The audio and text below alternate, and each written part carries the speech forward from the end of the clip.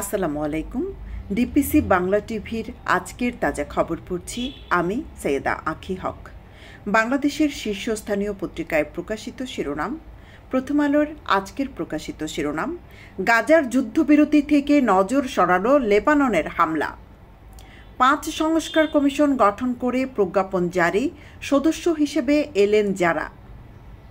বাংলাদেশ প্রতিদিনের শিরোনাম, সাইবার ক্রাইমে শিকার 39,000 নারী। জগন্নাথ বিশ্ববিদ্যালয়ের শিক্ষার্থীদের হাতে আটক জাবির শিক্ষক। ইত্তেফাকের শিরোনাম, সাবেক রেলমন্ত্রী জিল্লুলকে গ্রেপ্তারের 2 লাখ টাকা পুরস্কার ঘোষণা। যুক্তরাষ্ট্রে $2 লাখ লবিস্ট নিয়োগ করেছেন জয়। কালের কণ্ঠ এর শিরোনাম, শেখ মুজিবুরের সম্মান তার মেয়েই নষ্ট করেছে, মাসুদ সাইদি।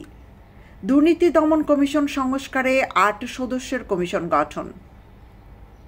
প্রবাসীর কথা 24 এর শিরোনাম, গাড়ি পোড়ানো মামলায় খালাস পেলেন ফখরুল, রিজভী সহ 8 জন। ঢাকাকে হর্নমুক্ত করতে পরিবেশ উপদেষ্টার নতুন উদ্যোগ। এই ছিল এখনকার মতো। পরবর্তী সংবাদ শোনার আমন্ত্রণ জানিয়ে শেষ করছি। ধন্যবাদ।